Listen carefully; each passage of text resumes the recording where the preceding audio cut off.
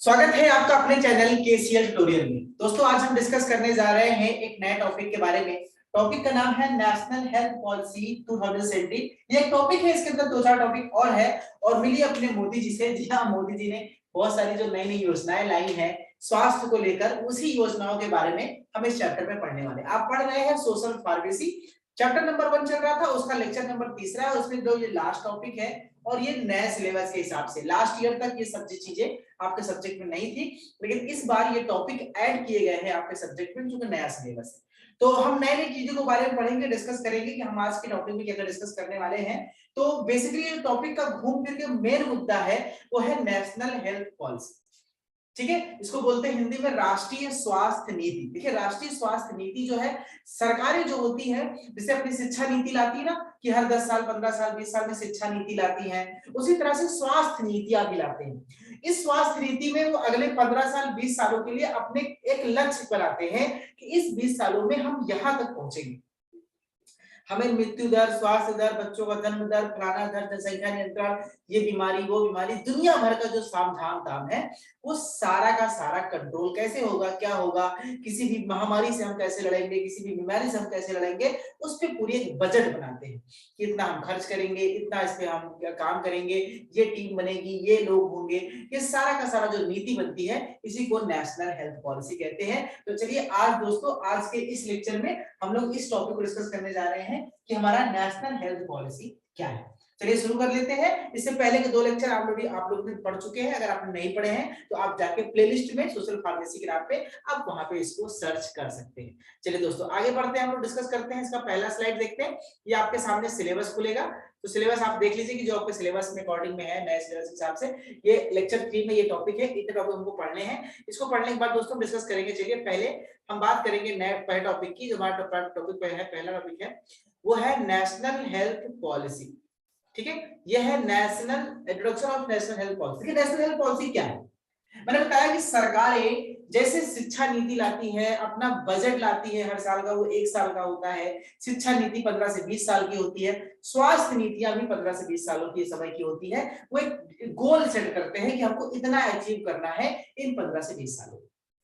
इससे पहले जो शिक्षा नीति आई थी, सबसे पहले इससे पहले वाली जो 1983 में बनाई गई थी, भारत की जो शिक्षा नीति स्वास्थ्य नीति थी, नेशनल हेल्थ पॉलिसी, वो 1983 में आई थी। उसके करीब 20 साल बाद, 19 से 20 साल बाद 2002 में आई थी और 2002 से लेकर अगले 15 साल तक वो करीब देश में लागू रही। और 2017 में नई सरकार यानी मोदी सरकार ने एक नई स्वास्थ्य नीति लेकर आए जिसका नाम था नेशनल हेल्थ पॉलिसी 2017। तो हम लोग जिस काम में देर काल में है अभी, हम लोग की हमारे ऊपर पॉलिसी फॉलो हो रही है 2017 में आने वाली राष्ट्रीय स्वास्थ्य पॉलिसी। ठीक है, नेशनल हेल्थ पॉलिसी 2017। ठीक है, इसके 4 मुख्य लक्ष्य थे। भाई किसी भी पॉलिसी के अपने गोल्स होते हैं, कौन कौन से गोल्स होते हैं, ये गोल्स देखिए मैं आपको हिंदी में एक्सप्लेन कर रहा हूँ, आप अपनी भाषा में इसको लिख के हिंदी में नोट्स बना सकते हैं अगर आप हिंदी से पढ़ रहे हैं। और इंग्लिश में अगर आप पढ़ना चाहते हैं तो मैं आपको बहुत इजी लैंग्वेज नोट्स ऑलरेडी आपके स्क्रीन पे है, आप इस स्क्रीन पे यहाँ पे देख करके सारे नोट्स ऑलरेडी लिख सकते हैं, जैसा कि आपके स्क्रीन पे डिजिटली आप क्लास ले रहे हैं और बहुत ही अच्छे से आपको समझ में आएगा। ठीक है, चलिए हम सबसे पहले दोस्तों डिस्कस करेंगे कि वो 4 टॉपिक क्या है, जिसपे 4 मुख्य लक्ष्य क्या है, क्या चेंजेस चाहता है ये नेशनल हेल्थ मिशन। देखिए इससे पहले जो 1983 वाला हेल्थ स्वास्थ्य शिक्षा नीति था, उसका मेन टारगेट क्या था कि उस समय भारत में मृत्यु दर बहुत ज्यादा थी जच्चा और बच्चा की, यानी माओ की डेथ बहुत होती थी डिलीवरी के समय और बच्चों की डेथ बहुत होती थी, क्योंकि उस समय नॉर्मल डिलीवरी का प्रचलन बहुत ज्यादा था, सिजेरियन होते नहीं थे, अस्पताल कम होते थे, दाई वगैरह जो गांव की होती थी वो बच्चा पैदा कराती थी और लोगों के ज्यादा बच्चे होते थे, 10 बच्चे, 12 बच्चे, 6 बच्चे, ज्यादा बच्चे होते थे। तो उस केसेस में कुछ बच्चे जिंदा रहते थे, कुछ मर जाते थे, बहुत सी दिक्कतें होती। अगर आपको गांव याद हो, अपनी दादी नानी से पूछेगा तो जिस गांव में हंसिया से लोग घास काटते हैं, अगर किसी औरत को बच्चा हुआ, वहीं पे जो दाई ने बच्चा पैदा करा, जो बच्चे का प्लेसेंटा काटते हैं नाड़ी, उसी हंसिये से काट के पट्टी बांध देते, बच्चे को सेप्टिसीमिया हो जाएगा, बच्चा कब तक मर जाएगा। तो ये इसमें माँ को भी डेथ होती थी, तो पहले डेथ रेट बहुत ज्यादा थी। तो उस समय में 1983 की पॉलिसी में केंद्रित किया गया कि जो डेथ हो रही है उसको रोकने का प्रयास किया जाए। 2002 वाली पॉलिसी में देखा जाए कि डेथ काफी कम हो चुका था, तो बच्चों को जो कम्युनिकेबल डिजीज हो रहे थे, ढेर सारे बीमारियां होती, चेचक है, खेसरा है, डेंगू है, ये सब जो बीमारियां होती थी बच्चों को, उन सब के लिए टीकाकरण शुरू किया कि बच्चों को टीकाकरण किया जाए। अब 2017 की बारी आती है। 2017 की बारी में अगर हम आते देखें दोस्तों, आपके सामने स्क्रीन पे है, जो स्क्रीनशॉट ले लीजिएगा। 2017 में जो टॉपिक है वो इस तरह समझिए कि क्या-क्या मेजर 4 चीजों पे केंद्रित था। पहला, first, the health priorities are changing. Although maternal and child mortality have rapidly declined, there is growing burden on account of non-communicable disease and some infections. देखिए, जब ये पॉलिसी आई थी तब किसी को नहीं पता था कि कोरोना आ जाएगा। 17 में पॉलिसी आई, 17 में लागू हुआ और 19 में लास्ट में कोरोना आ गया। 20 में पूरा कोरोना था, 21 में लगभग चला गया, कोरोना में चला गया। तो ये किसी को नहीं पता था, इसलिए सरकारों ने जो महामारियां थी उस पर बहुत ज्यादा ध्यान केंद्रित नहीं किया था। उनका सारा ध्यान केंद्रित था नॉन कम्युनिकेबल डिजीजेस पे, जैसे टीबी हो गया, ठीक है, लेप्रोसी हो गया, इन सब पे ज्यादा फोकस करते थे। अब जो पॉलिसी बनेगी वो ध्यान करेगी। फिर भी सरकारों ने बहुत अच्छी लड़ाई की, बहुत मेहनत करके इसको काम किया। तो जो पहला इनका टारगेट था, पहली पॉलिसी थी कि देखो हमारे ऊपर ऑलरेडी मृत्यु दर जो बच्चे और माँ का था उसमें काफी कमी आ चुकी थी, इसलिए सरकारों ने अपने बजट का काफी हिस्सा नॉन कम्युनिकेबल और कम्युनिकेबल और इन्फेक्शियस डिजीज के ऊपर, संक्रामक रोगों के ऊपर उन्होंने अपना बजट और चीजें खर्च की। दूसरा गोल था, second, important change in the emergence of robust health care industry steam to be growing at double digit. क्योंकि अब लगातार लोगों में जो ये स्वास्थ्य चीजें बीमारियां बढ़ रही हैं, बीमारियां के बढ़ने के कारण जो हेल्थ केयर इंडस्ट्री है इसका टारगेट रखा गया कि इसके ग्रोथ को डबल डिजिट में लाया जाए। जैसे कि पहला टारगेट था कि ग्रोथ 1% हुई, 1.5% हुई, 3% हुई, 6% हुई, तो अगले 15 सालों में हमारा टारगेट है कि इसका ग्रोथ डबल डिजिट में जाए, 20, 25, 50, 100 यानी 99, यानी 11 से 99 डबल डिजिट है, उस डिजिट में इसका ग्रोथ बढ़े। किसका? जो हमारे हेल्थ केयर सिस्टम, जो हमारी अस्पताल है, स्वास्थ्य सेवाएं हैं, मेडिकल कॉलेज है।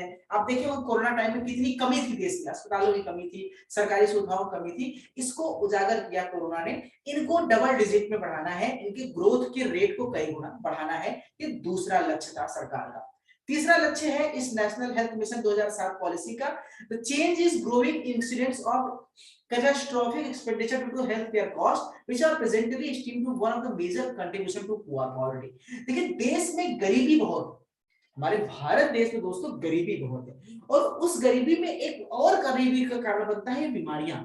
जिस व्यक्ति के घर में किसी तरह से वो 400-500 रोज कमा रहा है, घर द्वार चला रहा है और रोज 100-200 बचाता है, वो 100-200 बचाता है कि अपना फ्यूचर में कुछ काम करेगा, बिजनेस करेगा, उसने महीने का 30,000 बचाया। जो गरीब आदमी 100 रुपए रोज बचा रहा है वो महीने का 30,000 बचाएगा, साल का 36,000 बचाएगा। इसी तरह से 4-5 साल में हो सकता है वो 1 लाख रुपए बचाए। और अचानक से उसके घर में कोई बीमार हो गया तो उसके बीमार होते ही, अस्पताल जाते ही 2 लाख 3 लाख ऐसे खर्च हो जाएंगे एक हफ्ते के अंदर, उसे पता भी नहीं चलेगा। यानी उसके सालों साल की कमाई चली गई और उसके ऊपर कर्जा भी हो गया। तो सरकार ने इस बार इस चीज को ध्यान दिया कि थर्ड में आपने देखा होगा जो आपके जन धन कार्ड बन रहे हैं और आयुष्मान कार्ड बन रहे हैं, इंश्योरेंस पॉलिसीज बन रही है कि सरकार गरीबों का क्या करती है, कार्ड बनवाती है, जब वो एडमिट होते हैं तो उनके इंश्योरेंस के पैसे से उनका इलाज होता है। तो ये तीसरा सबसे बड़ा टारगेट था सरकार का कि जो बहुत तेजी से खतरनाक विनाशकारी बीमारियां बढ़ रही हैं, जिससे लोगों खर्चे बढ़ रहे हैं, लोगों गरीबी बढ़ रही है, तो उसको दूर करने के लिए कुछ ऐसी पॉलिसीज बनाई जाए, कुछ ऐसी इंश्योरेंस पॉलिसी बनाई जाए जिससे हम लोगों को सुविधाएं दे सके, उनके कम खर्चे में उनका इलाज कर सके। ये तीसरी पॉलिसी है इस एनएचएम 2017 की, एनएचपी सॉरी। फोर्थ है rising economic growth enables enhanced fiscal specific capacity, a new health policy response to these contextual changes required। यानी कि जो समय है ये अगला जो 2017 से अगला 2027 28 तक जाएगा, 30 तक जाएगा, ये साल में बीमारी भी बढ़ रही है, हमें अपने इंफ्रास्ट्रक्चर को इतनी तेजी से बढ़ाना है। तो इसलिए सरकार, अब आप देख रहे होंगे मोदी सरकार क्या कर रही है, हमारे देश में आज भी प्राइवेट सेक्टर ज्यादा है, सरकारी सेक्टर कम है। और सरकार, क्योंकि हमारे यहाँ करीब 4 गुना अगर प्राइवेट अस्पताल है तो उसके 25% केवल सरकारी अस्पताल है।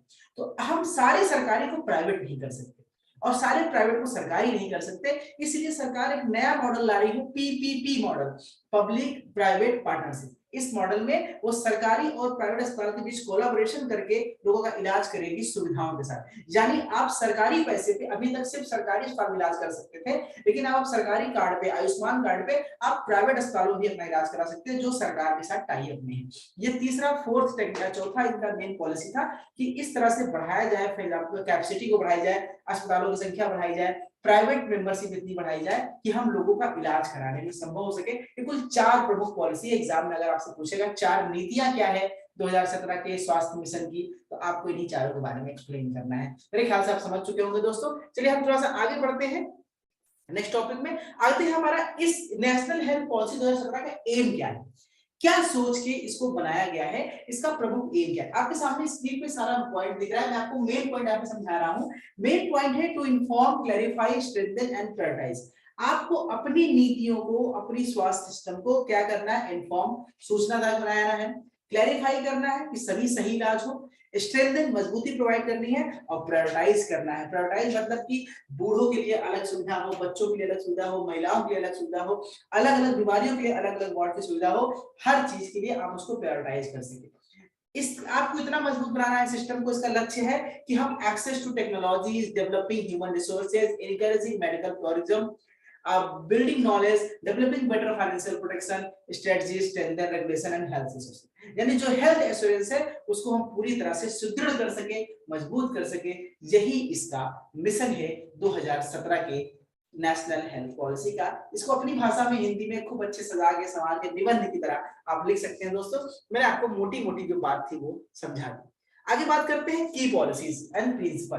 देखिए एक चीज ध्यान रखें, एग्जाम में क्वेश्चन पूछा सकता है, लॉन्ग क्वेश्चन में पूछेगा कि राष्ट्रीय शिक्षा नीति, वो 4 नीतियां थी, उन्होंने शुरू किया कितने प्रिंसिपल हैं इस पॉलिसी के, कितने प्रमुख सिद्धांत हैं। तो दोस्तों आप इसको ध्यान समझ सकते हैं यहाँ पे कि करीब इसके 8 सिद्धांत हैं। इन 8 सिद्धांत के बारे में, सॉरी 10 सिद्धांत है, इन 10 सिद्धांत के बारे में हम देखेंगे, डिस्कस करेंगे कौन कौन से। आपके सामने टॉपिक दिख रहा है, जैसे इक्वालिटी है, अफोर्डेबिलिटी है, यूनिवर्सिटी है, patient comfort and quality of care है, अकाउंटेबिलिटी है, प्लुरलिज्म है, डिसेंट्रलाइजेशन है, डायनेमिज्म एंड एडाप्टेशन है, ठीक है, and professionalism and integrity and ethics. ये सारे अलग अलग पॉइंट्स हैं, हम सभी पॉइंट्स को शॉर्ट में डिस्कस करेंगे। आप हिंदी में सुनिए, अपनी भाषा में इसको लिख लीजिएगा हिंदी में, और इंग्लिश में नोट्स आपके सामने है, थोड़ा सा और इजी लैंग्वेज में आप इसको लिख सकते हैं। चलिए बात डिस्कस करते हैं।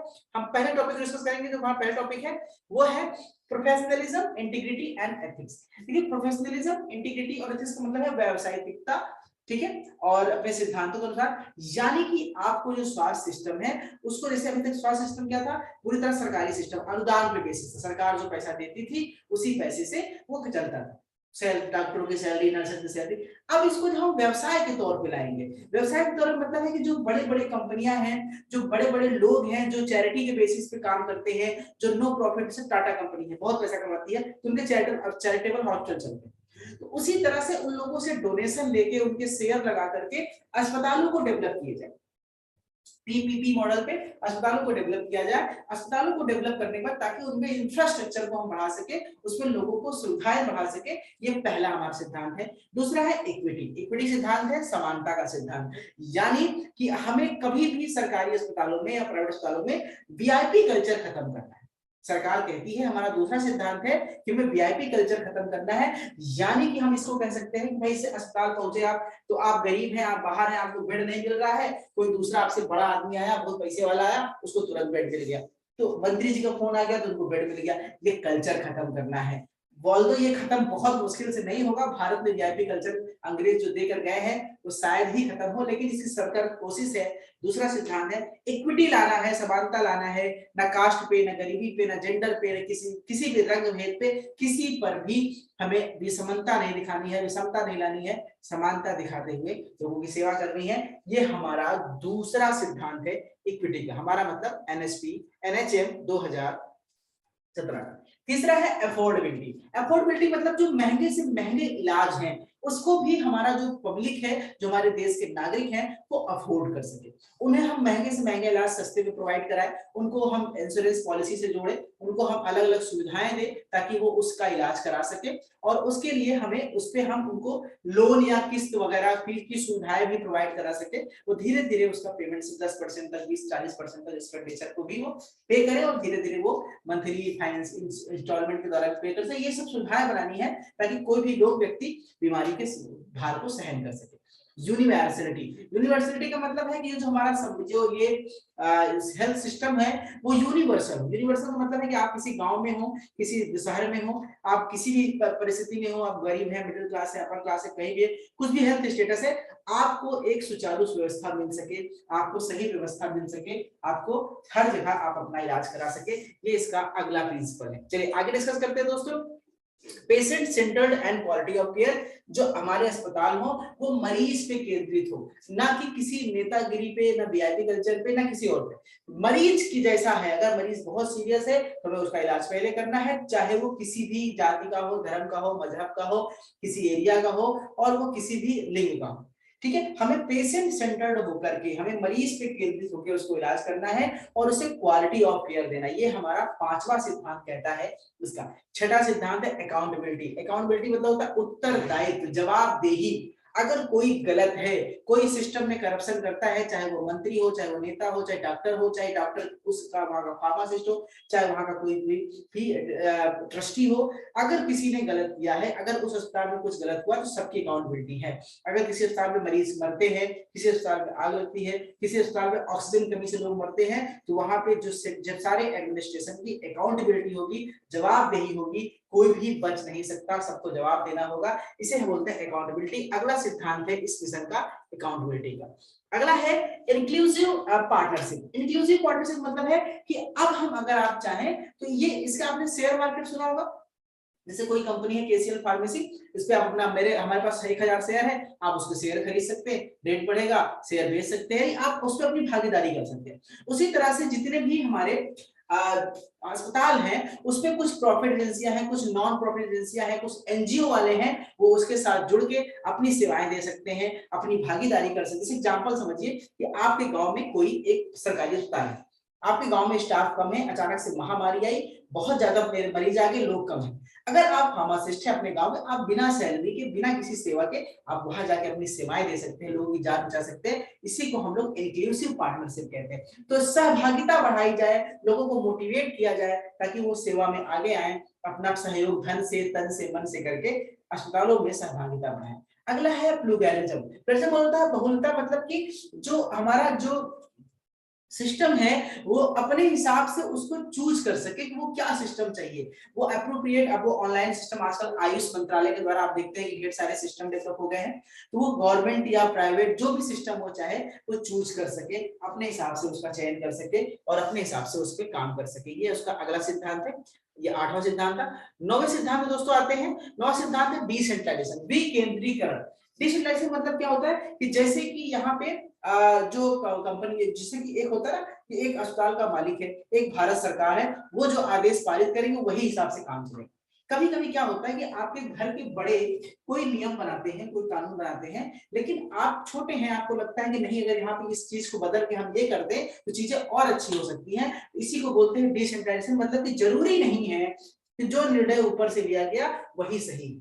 आप देखते होंगे पीएम केयर एक आपका पोर्टल है, नरेंद्र मोदी पीएम पोर्टल है, नमो पोर्टल है, उस पर आप अपने सुझाव देते हैं। आजकल ट्विटर वगैरह है, सोशल मीडिया है, लोग अपने सुझाव देते हैं, तो अपने सुझाव देकर के आप उसमें बता सकते हैं और सरकार उसको मानेगी, अगर वो सही रहेगा उसको चेंज करेगी, इंप्लीमेंट करेगी। इसी को डिसेंट्रलाइजेशन कहते हैं। यानी जरूरी नहीं है कि सारा चीज सेंट्रल से ही चले।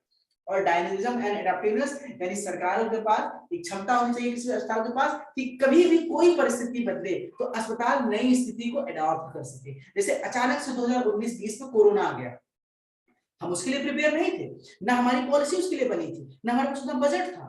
हमको पीपीई किट चाहिए, हमको मास्क, सैनिटाइजर चाहिए, हमको वैक्सीन चाहिए, हमको सब कुछ चाहिए, अचानक से हमने अपने आप को डेवलप किया, अडॉप्ट किया और नई परिस्थिति में खुद को ढाल के हमने काम करना शुरू किया। तो अनुकूलता मतलब कि हम नई परिस्थिति में अपने आप को कैसे ढाल सकते हैं, ये इसका 10वां सिद्धांत है जिसको डायनामिज्म और एडाप्टिवनेस कहते हैं। ये एग्जाम में जब भी पूछेगा दोस्तों, लॉन्ग क्वेश्चन पूछेगा, 10 पॉइंट को याद रखो, 10 हेडिंग याद कर लो, उसके अंदर 2-2 लाइन कुछ भी लिख देना, बस 10 हेडिंग आपको याद रखना है, ये इंपॉर्टेंट। चलिए हम बात करते हैं अगले टॉपिक की तरफ। अगला टॉपिक है, एक क्वेश्चन एग्जाम में आएगा, टॉपिक है public and private health system in India. आपको बताना है कि भारत में सरकारी और गैर सरकारी, प्राइवेट यानी जो है गैर सरकारी, जो स्वास्थ्य तंत्र कैसा है। देखिए भारत में सरकारी स्वास्थ्य तंत्र की हालत बहुत खस्ता है, अभी तक बहुत खस्ता थी, पिछले कुछ सालों से सुधार की तरफ बढ़ रहे हैं। अब आप देख रहे हैं, अगर आप यूपी में 75 जिले हैं, 80 जिले हैं, तो हर जिले में मेडिकल कॉलेज खुल रहा है, धीरे धीरे सरकारी अस्पतालों की संख्या बढ़ाई जा रही है, प्राइवेट पार्टनरशिप बढ़ा करके उसको और ग्लोबल किया जा रहा है। तो ये अब हो रहा है, क्योंकि पहले सिस्टम बहुत अलग था। तो इस अगर आपसे क्वेश्चन पूछता है कि स्थिति बताइए कि प्राइवेट और पब्लिक सेक्टर की क्या है, तो थोड़ा सा कंपेयर करके आपको एग्जाम में लिखना है। कुछ ग्राफ मैं आपके सामने दे रहा हूं, एक ग्राफ से समझिए। देखिए पहली बात समझिए कि जो पब्लिक हेल्थ केयर सिस्टम है भारत में, वो प्राइवेट के कंपेयर में 1/4 यानी 1/4 भाग भी है केवल। अगर मैं कुछ एग्जांपल, कुछ डेटा देकर आपसे बात करूं, आपके सामने एक ग्राफ है, इस ग्राफ को समझिए दोस्तों। इस ग्राफ में क्या दिया, पहला ग्राफ आप देखिए, पहला ग्राफ कहता है कि अगर आप सरकारी और प्राइवेट में अपना इलाज कराते हैं किसी सब बीमारी के लिए, तो खर्चे का रेशियो क्या आता है। अगर आप गांव में हैं और सरकारी में जाते हैं तो खर्चा करीब मान लीजिए कि $88 का आता है, और अगर वही इलाज आप किसी प्राइवेट में कराते हैं तो $340 खर्चा आता है। आप देख रहे हैं करीब 4 गुना ज्यादा है। उसी तरह अगर हम बात करें शहरों में, तो शहरों और गांवों में हम बात करें, अगर कोई भी ट्रीटमेंट आप वहां पे जो लेते हैं, गांवों में जो लोग 72% लोग प्राइवेट प्रेफर करते हैं, 28% लोग सरकारी प्रेफर करते हैं। वही हाल शहर में चले जाएं तो 79% लोग प्रेफर करते हैं प्राइवेट और 21% लोग सरकारी प्रेफर करते हैं। ये एक सामान्य अंतर आपको सामने दिखाई दे रहा है कि क्या डिफरेंस। आपको यही सब अपनी भाषा में समझा के लिखना है कि भारत में, ठीक है, in India there is vast difference in the private and public health system. The private healthcare system is so developed and it is 1/4 time, and the public health system is 1/4 time of the private system. ये कुछ graph आपके सामने है, ये graph बना के आप इसको हमें दिखा सकते हैं। कुछ डेटा हम आपके सामने और रखेंगे आप इसको एक्सप्लेन करने के लिए।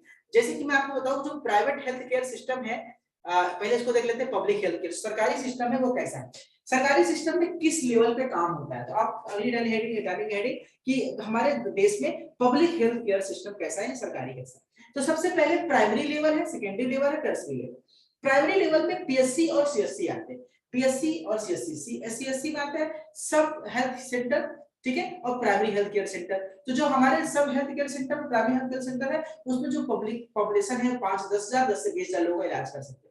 फिर सेकेंडरी लेवल पे आते हैं, वहां पे डिस्ट्रिक्ट लेवल के और कम्युनिटी सीएससी आते हैं, कम्युनिटी लेवल के अस्पताल आते हैं।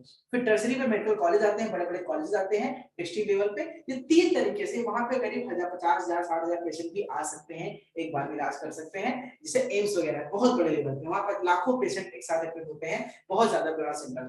तो ये 3 लेवल पे हमारे यहाँ पब्लिक हेल्थ सिस्टम का पूरा इंफ्रास्ट्रक्चर है, ठीक है। अब हम थोड़ा सा पब्लिक के बाद अगर हम सरकारी की बात करें, प्राइवेट की बात करें, तो दोस्तों प्राइवेट जो हमारा सिस्टम है आप देख सकते हैं यहाँ इस फिगर में लास्ट साइड में देखिए, आप सबसे किनारे देखिए पब्लिक वाले दोस्तों क्या है, यहाँ पे आप देख सकते हैं लास्ट वाले में, ये देखिए सबसे लास्ट वाला जो है, इसमें क्या है प्राइवेट में, यहाँ पे क्या है कैसे है।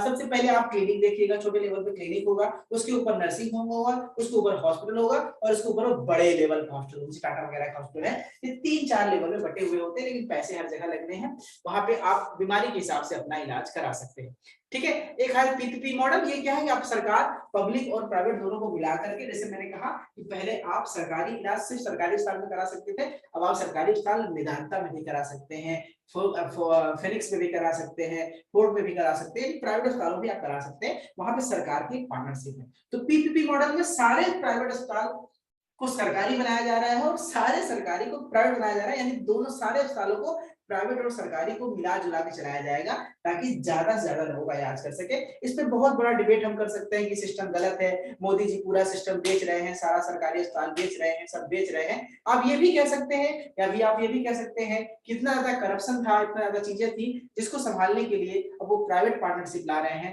ताकि कंट्रोल सरकार के हाथ में भी रहेगा और प्राइवेट वाले भी चलाएंगे ताकि वहां पे पारदर्शिता हो। अब देखते हैं भविष्य क्या है इसका, आने वाले 10-15 सालों में मालूम चलेगा कि उनका ये फैसला गलत था या सही था। ठीक है, अब हम दोस्तों डिस्कस करेंगे, एक नेक्स्ट टॉपिक डिस्कस करने वाले हैं। दोस्तों नेक्स्ट टॉपिक है नेशनल हेल्थ मिशन। ये अगला सब्जेक्ट टॉपिक है। तो आपसे एग्जाम में पूछेगा कि राष्ट्रीय स्वास्थ्य मिशन क्या है।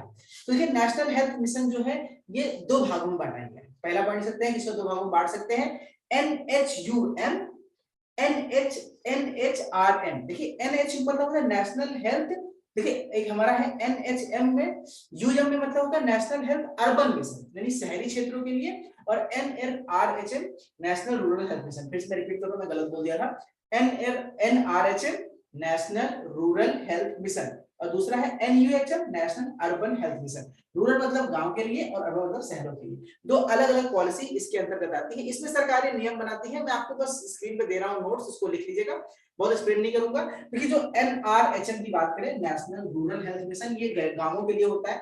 ये 2005 में सबसे पहले अप्रैल में लॉन्च किया था। जी हाँ, सबसे पहले इसको लॉन्च किया गया था राष्ट्रीय स्वास्थ्य मिशन।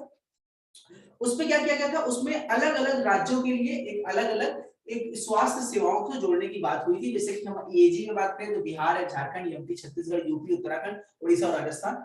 नॉर्थ ईस्ट की बात करें तो अरुणाचल प्रदेश, मणिपुर, मेघालय, मिजोरम, नागालैंड, सिक्किम, त्रिपुरा, और अदर में हिमाचल प्रदेश, जम्मू कश्मीर। इन सभी राज्यों में इस स्वास्थ्य सेवा की शुरुआत की गई थी। इसके तहत कुछ अस्पताल खोले गए, कुछ लोगों को जोड़ा गया। ठीक है, अब आगे बात करें तो इसके गोल्स क्या थे।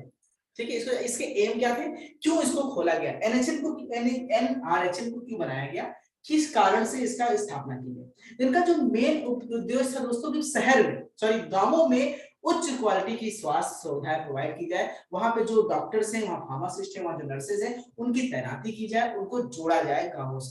इसके साथ साथ वहां पे हर गांव में कम से कम एक हेल्थ एक्टिविटिस्ट हो, एक डॉक्टर हो, वहां पे एक CSC या PSC सेंटर हो, वहां पे ग्राम पंचायत में भी आशाएं रखी जाए जो कि वहां पे जाके स्वास्थ्य जो लोगों को टीकाकरण से जोड़ा जाए, उनको कॉन्डोम डिस्ट्रीब्यूशन है और गर्भ निरोधक गोलियां बांटना है, ये चीजों पे उनको थोड़ा सा मोटिवेट किया जाए। इसके लिए इनका बेसिकली एम था, इसलिए NRHM को गांव में बनाया गया।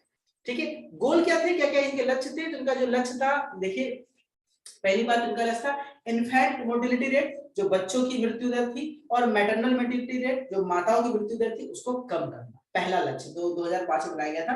पहला लक्ष्य जो गांव में बच्चे और मां की मृत्यु बहुत हर साल होती है प्रेगनेंसी के दौरान, डिलीवरी के दौरान, उसको कम करना। फिर child health, women health, sanitisation, सफाई, स्वास्थ्य सफाई, हाइजीन, न्यूट्रिशन, ये सब पे ध्यान देना कि जो बच्चे पैदा हो रहे हैं उनको पोषण मिल रहा है, जो मां प्रेग्नेंट है उसको पोषण मिल रहा है, उनको कैल्शियम की गोलियां बांटना, आयरन गोलियां बांटना, ये सब चीजें ध्यान देना।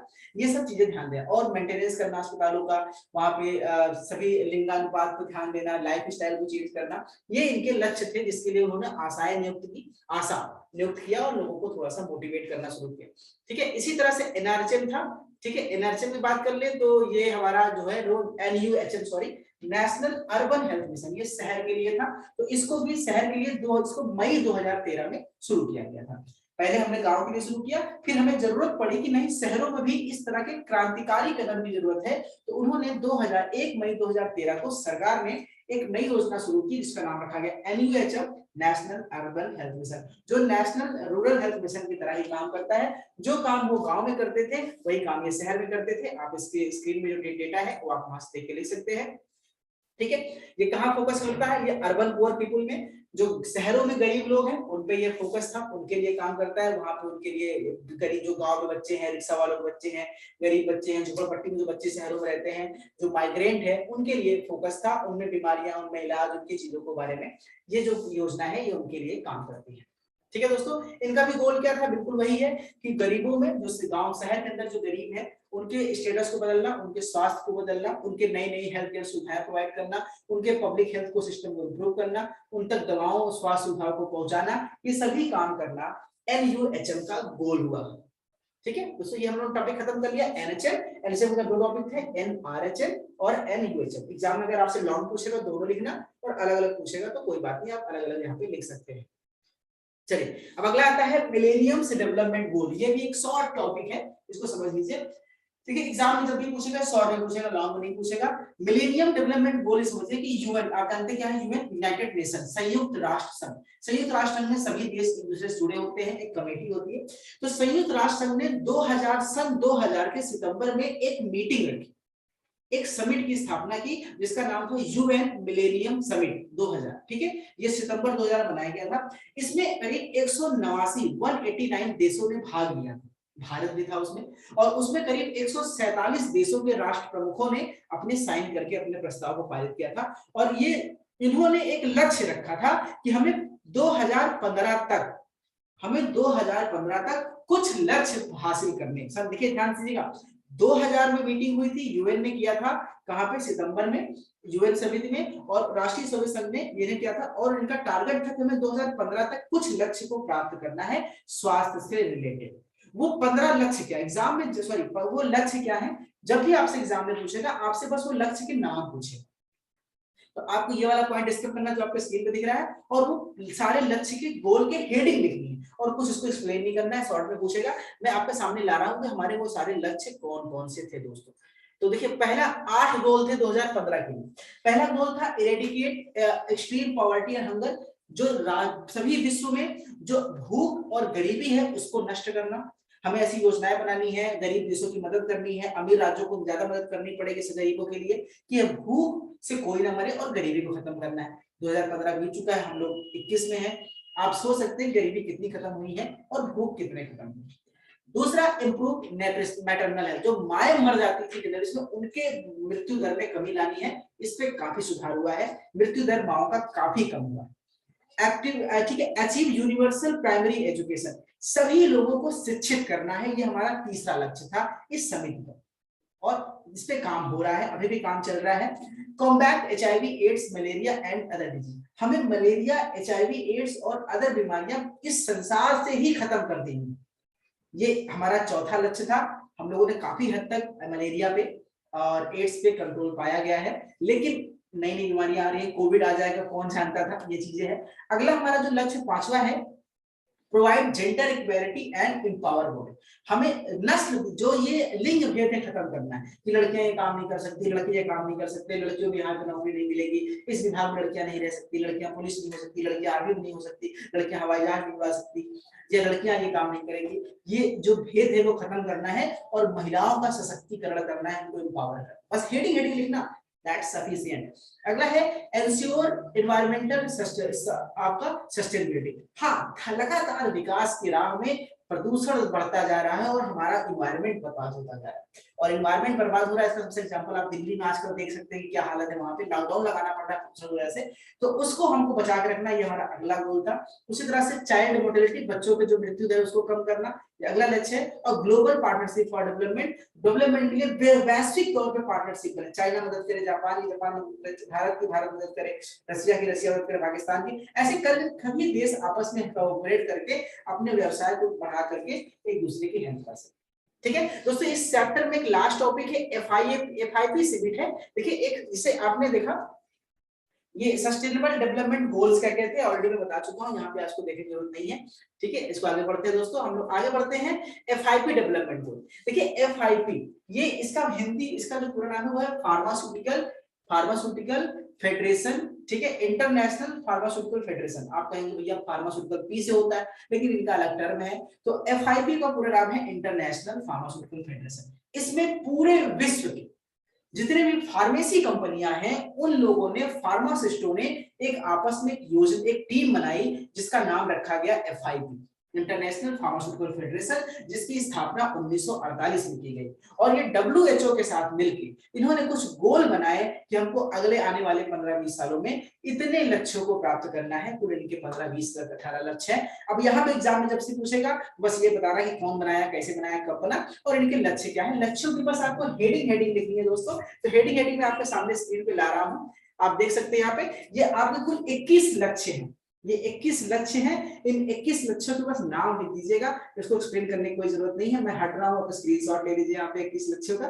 देखिए इसमें बता दो, एकेडमिक कैपेसिटी, ठीक है, early career training strategy, quality assurance, ठीक है, और एडियंस and special development, competency development, ठीक है। आगे मैं थोड़ा सा और आपके सामने दिखा देता हूँ, जैसे कि लीडरशिप डेवलपमेंट है, एडवांसिंग इंटीग्रेटेड सर्विसेज है, वर्किंग विद अदर्स है, और कंटिन्यूटिंग प्रोफेशनल डेवलपमेंट सिस्टम है, इक्विटी एंड इक्वालिटी है, इम्पैक्ट एंड आउटकम्स है, फार्मेसी इंटेलिजेंस है, पॉलिसी डेवलपमेंट है, मेडिसिन एक्सपेंसेस है, पीपल सेंटर्ड केयर है, कम्युनिकेबल डिजीज है, एनाटॉमिकल स्टेटमेंट है, एक्सेस टू मेडिकल डिवाइसेस है, पेशेंट सेफ्टी, डिजिटल हेल्थ और सस्टेनेबल इन फार्मेसी। ये कुल 21 लक्ष्य हैं।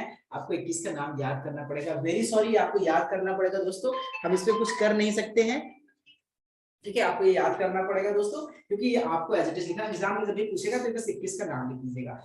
हम लोगों ने चैप्टर 1 खत्म किया। चैप्टर 1 पहले जो ये कम्युनिटी फार्मेसी था बहुत छोटा था, लेकिन अब ये सबकी सोशल फार्मेसी हो गया, सिलेबस चेंज हो गया, तो ये बहुत बड़ा चैप्टर हो गया। तो इस चैप्टर को खत्म करने में 3 लेक्चर लगे। हम अगले लेक्चर में मिलेंगे आपसे, चैप्टर नंबर 2 स्टार्ट करेंगे। तब तक पढ़ते रहिए, लिखते रहिए, मस्त रहिए। अगर आपको ये लेक्चर कैसा लगा, कोई दिक्कत हो, थैंक यू सो मच, आप कमेंट सेक्शन में जाकर अपनी बात रख सकते हैं। मिलते हैं आपसे नेक्स्ट लेक्चर में दोस्तों। थैंक यू, जय हिंद, भारत माता की।